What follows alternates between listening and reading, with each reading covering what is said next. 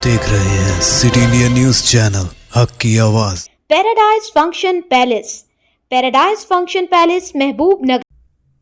जिला महबूब नगर हुनवाड़ा मंडल के पेदादरपल्ली में महात्मा ज्योतिराव फूले और अंबेडकर के मुजस्सिमों की निकाब कुशाई महबूब नगर रुकन असम्बली NM श्रीनिवास रेड्डी ने साबिक वजीर डॉक्टर V श्रीनिवास गौड़, रुकन पार्लिमान मन्ने श्रीनिवास रेड्डी के हमरा की।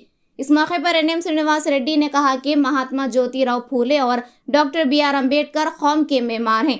इन दोनों ने अछूत और जात-पात के निज़ाम के खात्मे के साथ साथ खवातीन की बेहतरी के लिए काम किया। उन्होंने कहा कि डॉक्टर BR अम्बेडकर आइन के मेमार और आज़ाद हिंदुस्तान के पहले वजीर कानून के तौर पर मशहूर थे। उन्होंने कहा कि आइन न सिर्फ बादशाह, सिपाही, पढ़े लिखे, नाख्वानदा, गरीब और अमीर की तफरीक के बगैर तमाम ज़ाता और मज़ाहिब को वोट देने का हक देने के लिए लिखा गया है, बल्कि लोगों को मसावी हुकूक हासिल करने के लिए भी लिखा गया है।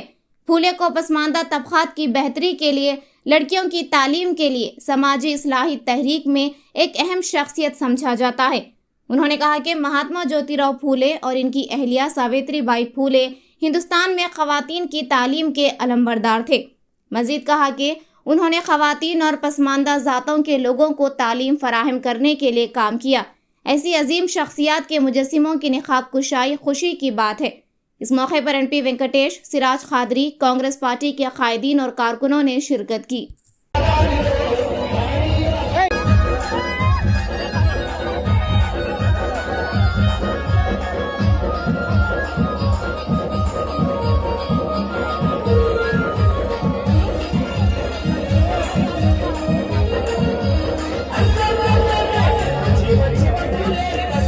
కిందికి పెట్టానా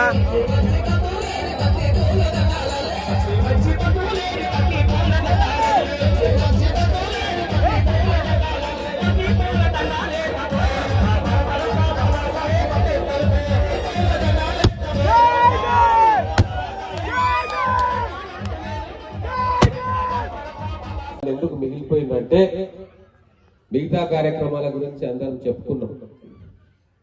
అంబేద్కర్ గారు రాజ్యాంగ నిర్మాత.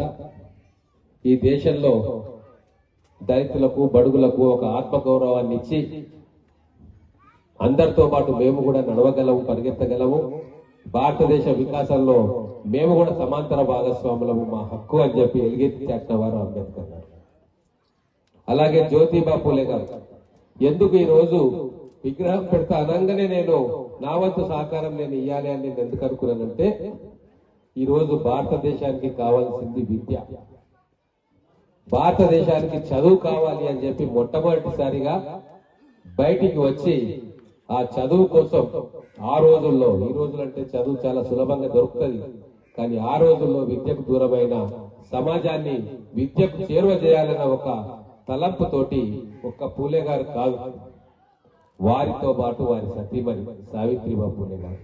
అందుకే ఆ రోజు సీతారామచంద్రుల ఆదర్శ దంపతులైతే ఈ నవభారతానికి, మన కళ్ళ ముందు ఉన్న భారతానికి జ్యోతిబా పూలే, సావిత్రిబాయి పూలే ఆదర్శ దంపతులు. వారు బడుగు బలహీన వర్గాల పిల్లలకు చదువు చెప్పాలి, దాంతో పాటు ఆడపిల్ల చదువు నేర్చుకోవాలి.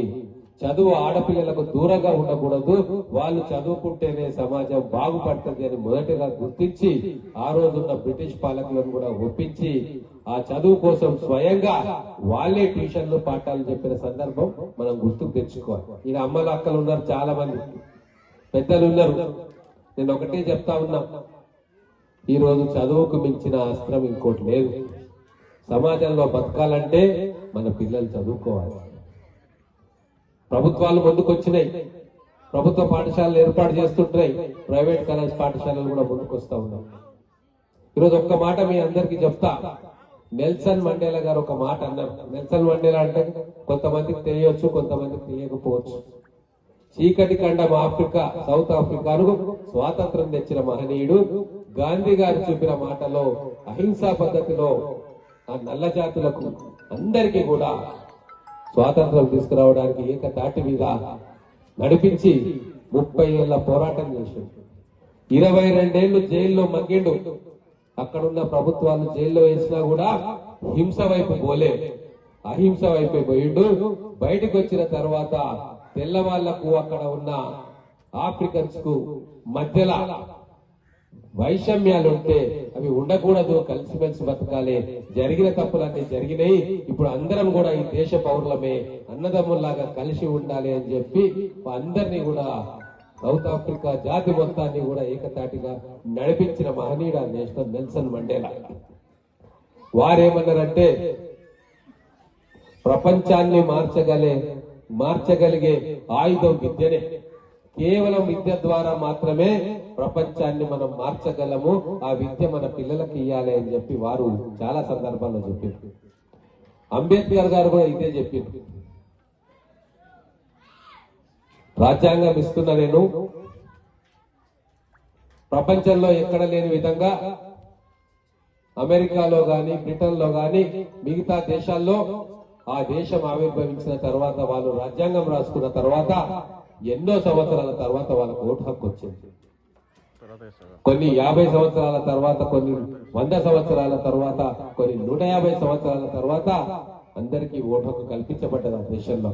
కానీ మన అదృష్టం, అంబేద్కర్ లాంటి మహనీయులు ఆ రోజు రాజ్యాంగ సభలో రాజ్యాంగ నిర్మాతగా, దానికి అధ్యక్షులుగా, కాన్స్టిట్యూషన్ రాజ్యాంగం రాసే సభకు వారు అధ్యక్షులుగా ఉన్నారు. కాబట్టి ఏ దేశంలో చరిత్రలో ఎప్పుడు లేని విధంగా 18 సంవత్సరాలు నిండిన ప్రతి ఒక్కరికి, బీద వాళ్ళ, గొప్ప వాళ్ళ, రాజా, సైనికుడా, కర్షకుడా, కార్మికుడా, ఇవేవి చూడకుండా 18 సంవత్సరాలు నిండిన ప్రతి ఒక్కరికి కూడా ఓటు హక్కును కల్పించు.